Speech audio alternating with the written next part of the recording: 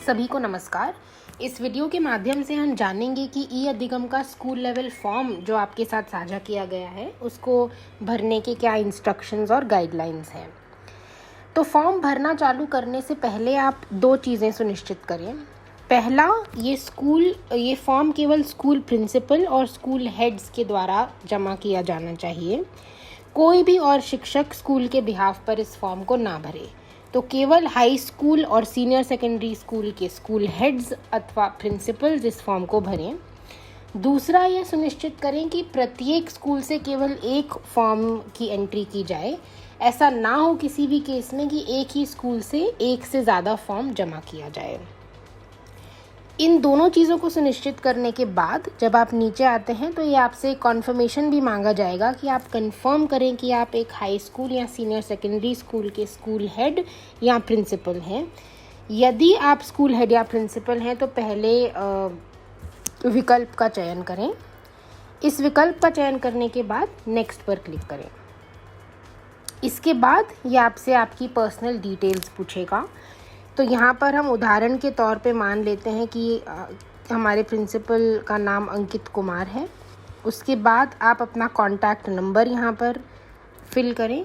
ध्यान रखें कि ये एक वैलिड कॉन्टैक्ट नंबर होना चाहिए। यदि ये 10 डिजिट का मान्य कॉन्टैक्ट नंबर नहीं होता है तो आगे आपका फॉर्म नहीं भरेगा। उसके बाद अपने ज़िले का चयन करिए। यहाँ उदाहरण के तौर पे हम मान लेते हैं कि अम्बाला ज़िले का स्कूल फॉर्म हम भर रहे हैं। उसके बाद आप ब्लॉक के नाम का चयन करें।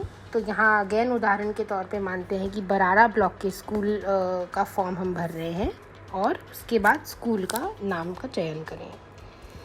इसके बाद जो सेक्शन आता है वो सबसे महत्वपूर्ण है। सभी इन इंस्ट्रक्शंस को ध्यान से सुनें और यह सुनिश्चित करें कि केवल इन इंस्ट्रक्शंस के मुताबिक ही आप फॉर्म को फिल करें। तो सबसे पहला सवाल है कि आपके स्कूल के लिए विभाग द्वारा कौन से डेटा सिम विक्रेता नियत किया गया है। यहाँ पर आप सभी जानते होंगे कि प्रत्येक स्कूल में या तो एयरटेल या तो जियो अलॉट किया गया है। तो आप अपने स्कूल के लिए जो भी विक्रेता नियत किया गया है उनका चयन करें। यहाँ हम मान लेते हैं कि एयरटेल को ये स्कूल दिया गया है।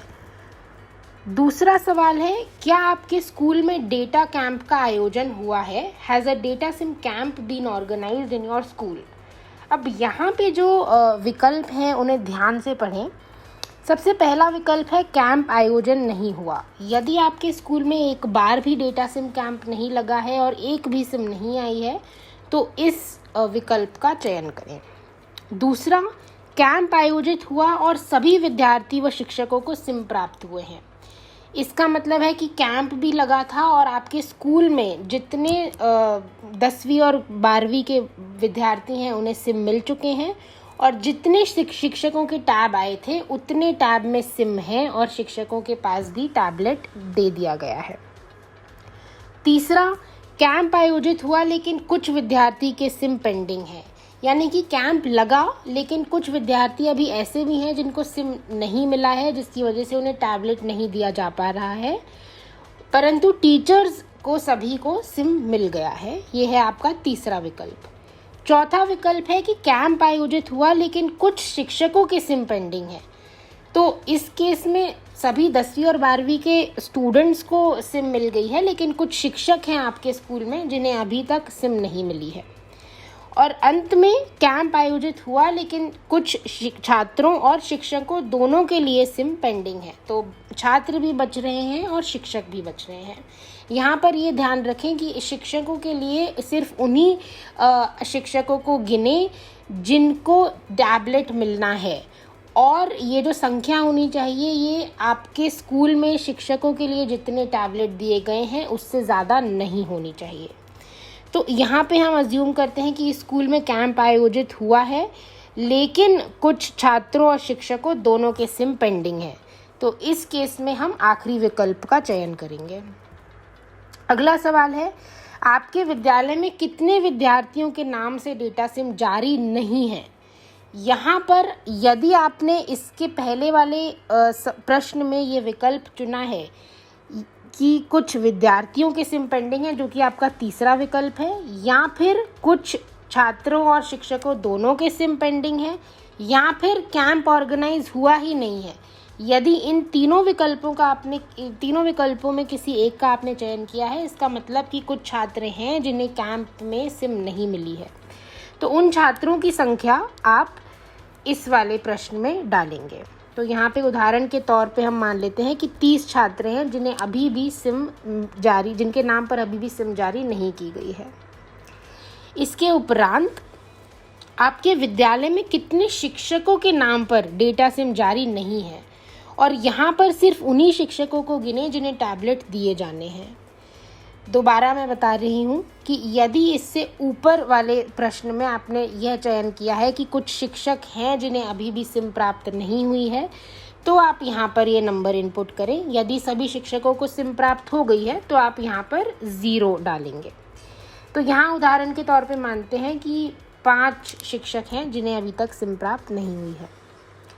उसके बाद क्या आपके स्कूल में नियत किए हुए विक्रेता का नेटवर्क आता है, और इसके विकल्प हैं इंटरनेट कनेक्टिविटी या नेटवर्क बिल्कुल भी नहीं आता, इंटरनेट कनेक्टिविटी या नेटवर्क उपलब्ध है, या फिर कैंप आयोजित नहीं किया गया है।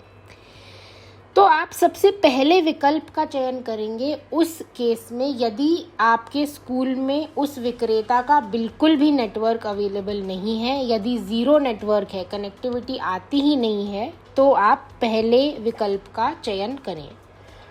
दूसरा विकल्प है कि इंटरनेट कनेक्टिविटी उपलब्ध है, मतलब हो सकता है कि शायद कनेक्टिविटी अच्छी हो या बुरी हो, थोड़ा स्ट्रांग हो सिग्नल, वीक हो सिग्नल, लेकिन सिग्नल आता है। तो इस केस में आप दूसरे विकल्प का चयन करें। और यदि आपके स्कूल में कैंप ऑर्गेनाइज ही नहीं हुआ है, तो आप नहीं बता सकते कि वहाँ पर कनेक्टिविटी आती है कि नहीं, तो आप सिलेक्ट कर रहे हैं कि कैंप आयोजित नहीं किया गया है।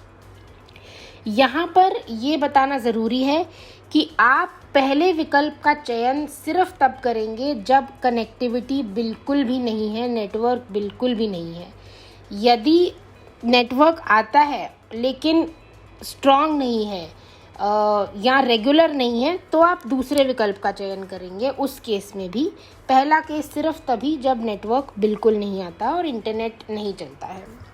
तो यहाँ पे हम मान लेते हैं कि इंटरनेट कनेक्टिविटी स्कूल में अवेलेबल है। इसके बाद आपके स्कूल में इंटरनेट की डाउनलोड स्पीड कितनी है, और इसके अगला भी आप क्वेश्चन देखेंगे तो वो है कि आपके स्कूल में इंटरनेट की अपलोड स्पीड कितनी है। अब इन दोनों ही सवालों के प्रश्न देने के लिए आपको ट्राई माई स्पीड ऐप पर जाना होगा। ये ऐप अवेलेबल है आपके सभी टीचर टैबलेट्स में। तो किसी भी एक टीचर टैबलेट में आप ट्राई माई स्पीड ऐप पर जाएं। यहाँ दिखा देते हैं कि ट्राई माई स्पीड ऐप कैसी होती है। तो यदि आप ट्राई माई स्पीड ऐप पर जाएंगे तो यहाँ पे ये दिखाएगा कौन से विक्रेता का सिम है। तो यहाँ पे जैसे एयरटेल आ रहा है। उसके बाद स्पीड टेस्ट चालू करने के लिए आप क्लिक करेंगे बिगिन टेस्ट पर। जब आप बिगिन टेस्ट पर क्लिक करते हैं तो ये 2 चीज़ों की स्पीड नापता है। पहला है डाउनलोड स्पीड और दूसरा है अपलोड स्पीड। आपको कुछ नहीं करना है, आपको सिर्फ वेट करना है और ये अपने आप माप लेगा कि आपकी स्पीड क्या है। यहाँ पे जैसा कि आप देख सकते हैं मैं कुछ नहीं कर रही हूँ, वो अपने आप ये नंबर बढ़ता जा रहा है। तो डाउनलोड स्पीड का टेस्ट उसने कर लिया, वो अपने आप रुक जाता है और वो अपने आप अपलोड स्पीड पे चला जाता है, जैसे कि ये अभी चला गया। अभी अपलोड स्पीड मेजर हो रही है।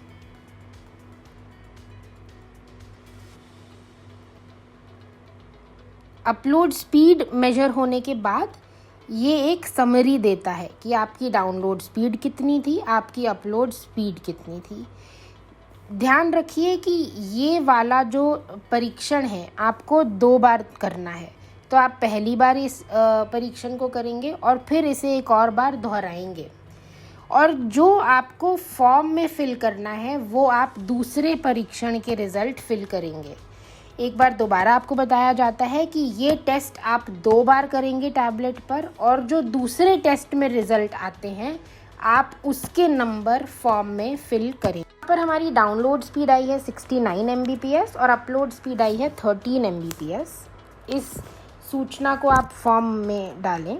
69 Mbps है आपकी डाउनलोड स्पीड और आपकी अपलोड स्पीड है 13 Mbps। इधर सुनिश्चित करें कि आप Mbps दोबारा ना लिखें।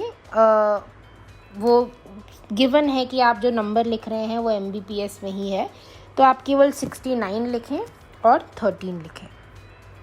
इसके बाद आखिरी स्टेप है कि आपने जो माई स्पीड ऐप पर टेस्ट किया है, और ध्यान रखिए आप यहाँ केवल दूसरे टेस्ट की ही बात कर रहे हैं, उस टेस्ट का फ़ोटो लीजिए टैबलेट का, और जिस भी फ़ोन से आप ये फॉर्म फिल कर रहे हैं उस फ़ोन से फ़ोटो अटैच कीजिए और फिर आप नेक्स्ट पर क्लिक करिए।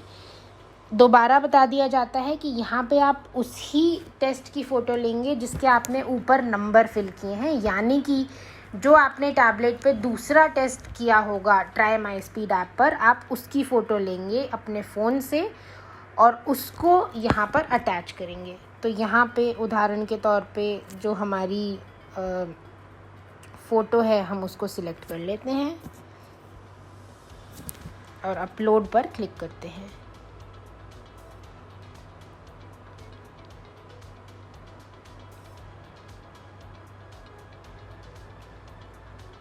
थोड़ा समय लग सकता है अपलोड होने में, कोई बात नहीं है, आप 5 से 10 सेकंड का वेट करें और ये अटैच होने के बाद नेक्स्ट पर क्लिक करें। उसके बाद आप कंफर्म करेंगे कि जो भी जानकारी आपके द्वारा ये फॉर्म में फिल की गई है वह सही है और आपके मुताबिक एकदम सच है। आप यह भी जान लें कि इस फॉर्म में कुछ भी गलत जानकारी फिल करना विभाग के द्वारा दंडनीय एक्शन का कारण बन सकती है। तो सभी सुनिश्चित करें कि यहाँ पे जो जानकारी आप भर रहे हैं वो एकदम सही और सच हो। तो इस पे क्लिक करें और फॉर्म सबमिट कर दें। फॉर्म सबमिशन का कंफर्मेशन आ जाए आपके पास तो आप समझ जाइए कि आपका फॉर्म सबमिट हो गया है। ध्यान रखिए कि प्रति स्कूल केवल एक ही फॉर्म सबमिट किया जाना चाहिए। दोबारा आपको बताया जाता है कि जो आप स्कूल लेवल का डेटा भर रहे हैं उसको भरने से पहले और उसको भरने के दौरान इस वीडियो को देखें।